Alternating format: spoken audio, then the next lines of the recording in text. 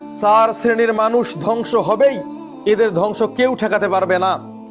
এক নাম্বার, যাদের শরীরে অতিরিক্ত রাগ, তারা ধ্বংস হবে।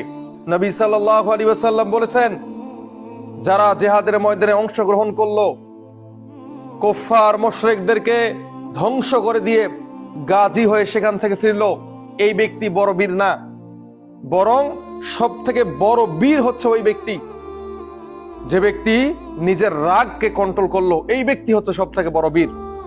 আর আল্লাহ তাআলা জান্নাতের যে 8টা দরজা দিয়েছেন, তার মধ্যে একটা স্পেশাল দরজা তাদের জন্য, যারা নিজের রাগের সময় নিজেকে নিয়ন্ত্রণ করতে পারবে।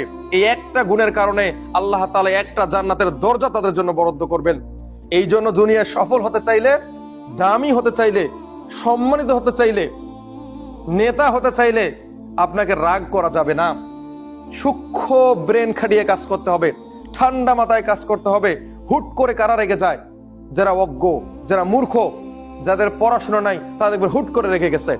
কিন্তু একটা শিক্ষিত মানুষ, সভ্য মানুষ, বিনয়ী মানুষ, সে হুট করে কখনো রেগে যায় না।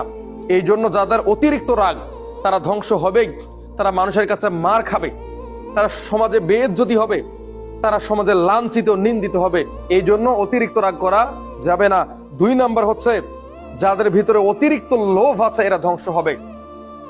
আজকে আপনি 10,000 টাকা ঘুষের নিয়েছেন, আপনার লোভ বেড়ে গেল, কালকে চাইলেন 20,000, পরশুদিন চাইলেন 30,000, এরপরে কোটি টাকা।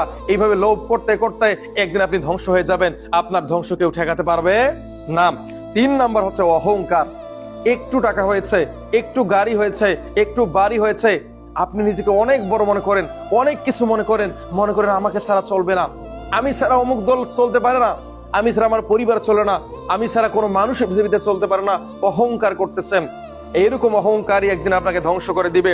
আর 4 নাম্বার হচ্ছে, যারা আল্লাহর সঙ্গে নাফরমানি করে, আল্লাহর আইনের বিরোধিতা করে, আল্লাহ এবং রাসূলকে ছোট করে দেখে নেতা খেতাকে বড় মনে করে, এরাও ধ্বংস হবে। এদের ধ্বংস কেউ ঠেকাতে পারবে না। যেভাবে ধ্বংস হয়েছিল ফেরাউন, যেভাবে ধ্বংস হয়েছিল নমরুদ, যেভাবে ধ্বংস হয়েছিল হামান, যেভাবে ধ্বংস হয়েছিল আবু জেহেল, উতবা, শাইবা, এইভাবেই তারা ধ্বংস হয়ে যাবে।